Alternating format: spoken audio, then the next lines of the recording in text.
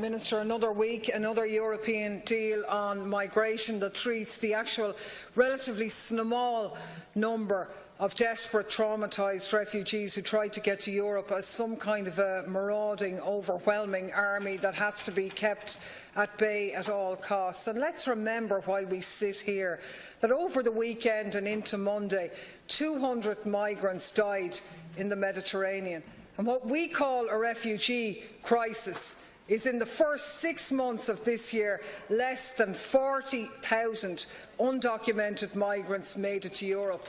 Wouldn't call that a crisis by anybody's book. And as an excellent article in The Guardian last week made the point that what European politicians call a migration crisis has nothing to do with numbers and everything to do with politics, with European politicians, both mainstream and fringe, using the desperation of people fleeing the wars that Europe happily engaged in and stoked in Iraq, Afghanistan, Syria, to distract attention from the very real problems at home.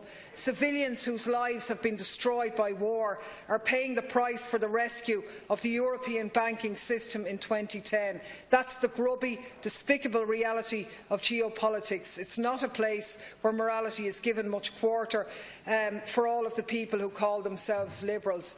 101 years ago, in 1917, Kafka wrote a short story, The Great Wall of China, anticipating Fortress Europe and the lies that hold together it by a century. He describes the construction of a great wall to keep out all the foreign marauders and the creation of myths by the leadership to make these people seem terrifying. And I'm not going to quote what he said because I haven't had time. But the reality is that the majority of us who talk about these people have never visited the lands from which these people are fleeing to Europe, and their dearest hope, I suppose, of Europe's racist hierarchy is that the people will, as Kafka says, lose themselves in the empty air between those lands and Europe, because why else push them into the sea or detention camps run by armed militias in failed states like Libya? And we did, as Mick said, spend the past week with some of our colleagues in Syria. It's not the first time we've gone there.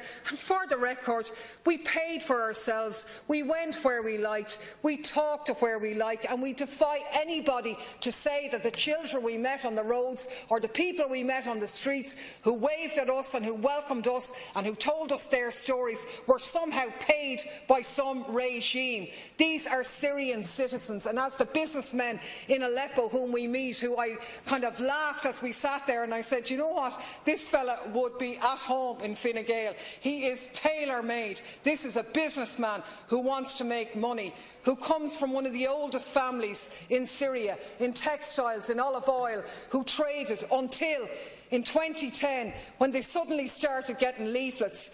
The civil movements had erupted. People had taken to the streets following the Arab Spring to challenge Assad, and many, many people participated genuinely in those demonstrations. But do you know what?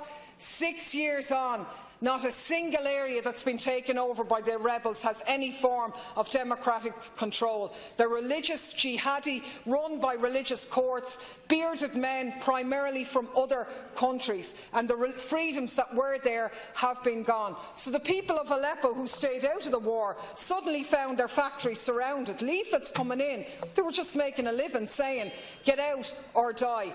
They were taken out, some of them were assassinated, their factories were taken over, were destroyed.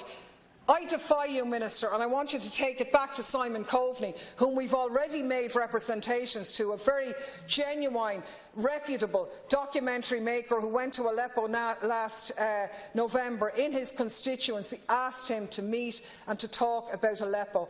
I want to lay down a challenge to the Irish Government to play a role in issuing a visa to Faris al-Shabibi, a distinguished Syrian family who is not a member of the Ba'ath Party, who is an MP in the Syrian Parliament, to come and talk as a businessman, as a Sunni Muslim, but somebody who believes in secular values about what's gone on in Syria. And you know, Deputy Boyd Barrett can talk about the crimes that Russia perpetuated in Syria. I defy Deputy Boyd Barrett to go out there and to ask the people what they think about the Russians, because in many cases they think that they're heroes. Thanks, Deputy.